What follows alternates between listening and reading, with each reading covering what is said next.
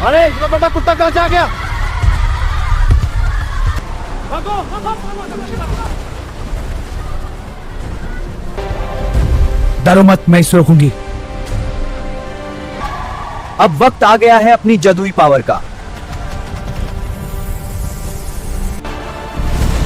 वाह, अब बिल्ली भी जाइंट बन गई।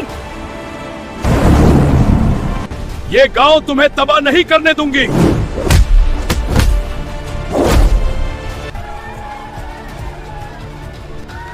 शुक्रिया छोटी बिल्ली, तुमने हमारा गांव बचा लिया।